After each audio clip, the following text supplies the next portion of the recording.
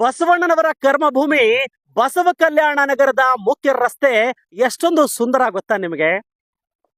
ಪತ್ರಿಕೆಗಳಲ್ಲಿ ಮತ್ತು ಸುದ್ದಿ ವಾಹಿನಿಗಳಲ್ಲಿ ನಿರಂತರವಾಗಿ ಈ ಒಂದು ನಗರದ ರಸ್ತೆಗಳ ಹಣೆ ಬರಹ ಸುದ್ದಿಯನ್ನ ಬಿತ್ತರಿಸಿದ್ರು ಕೂಡ ಶಾಸಕ ಶರಣು ಸಲಗರ್ ಮಾತ್ರ ನನಗೇನು ಗೊತ್ತೇ ಇಲ್ಲ ಎನ್ನುವ ರೀತಿಯಲ್ಲಿ ವರ್ತನೆ ಮಾಡ್ತಾ ಇದ್ದಾರೆ.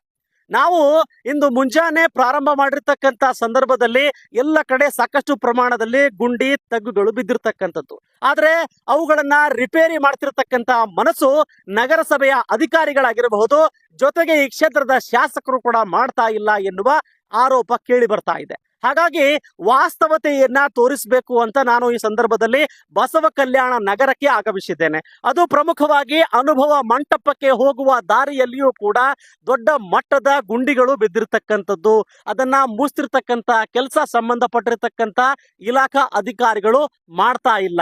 ಜೊತೆಗೆ ಈ ಕ್ಷೇತ್ರದ ಶಾಸಕ ಶರಣು ಸಲಗರ್ ಅವರು ವೇದಿಕೆ ಸಿಕ್ಕರೆ ಸಾಕು ಇಡೀ ರಾಜ್ಯವನ್ನೇ ಅಭಿವೃದ್ಧಿ ಮಾಡ್ತೀನಿ ಎನ್ನುವ ಆತ್ಮವಿಶ್ವಾಸ ಅವರಿಗೆ. ಆದರೆ ಸ್ವತಃ ಅವರದೇ ಕ್ಷೇತ್ರದಲ್ಲಿ ರಸ್ತೆಗಳ ಸಂಪೂರ್ಣವಾಗಿ ಹಾಳಾಗಿ ಹೋಗಿದ್ರು ಕೂಡ ನನಗೇನೋ ಗೊತ್ತೇ ಇಲ್ಲ ಎನ್ನುವ ರೀತಿಯಲ್ಲಿ ವರ್ತನೆ ಮಾಡ್ತಾ ಇರತಕ್ಕಂಥದ್ದು ದುರ್ದೈವದ ಸಂಗತಿ. ಹಾಗಾಗಿ ನಿಮಗೆ ನಗರದ ಪ್ರಮುಖ ರಸ್ತೆಗಳು ಸಾಕಷ್ಟು ಪ್ರಮಾಣದಲ್ಲಿ ತಗ್ಗು ಗುಂಡಿಗಳು ಬಿದ್ದಿವೆ. ಇಲ್ಲಿ ನಾನು ನಿಮಗೆ ತೋರಿಸ್ತೇನೆ.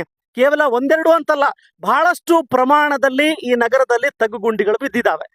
ನಗರದ ಸೌಂದರ್ಯೀಕರಣ ಹೇಗೆ ಅಂತ ನಿಮಗೆ ತೋರಿಸ್ಬೇಕು ಅಂತಂದ್ರೆ, ರಸ್ತೆಗಳು ಸುಸಜ್ಜಿತವಾಗಿರ್ತಕ್ಕಂಥ ರಸ್ತೆಗಳು, ಕುಡಿಯೋದಕ್ಕೆ ನೀರು, ಜೊತೆಗೆ ಇಲ್ಲಿ ಬಸವಣ್ಣನವರ ಕರ್ಮಭೂಮಿ. ಇಲ್ಲಿ ಸಾಕಷ್ಟು ಜನ ಬಂದು ಬಸವಣ್ಣನವರ ಸ್ಥಳಕ್ಕೆ ಭೇಟಿ ನೀಡಿ ಮಾಹಿತಿಯನ್ನ ಕಲೆ ಹಾಕ್ತಾರೆ. ಆದ್ರೆ ನೀವು ಅವರನ್ನ ಸ್ವಾಗತಿಸಬೇಕಾದ್ರೆ ಏನ್ ಮಾಡಬೇಕು ಅಂತಂದ್ರೆ ಒಳ್ಳೆ ರಸ್ತೆಗಳನ್ನ ನೀಡಬೇಕು. ಆದ್ರೆ ಇಲ್ಲಿ ಒಳ್ಳೆ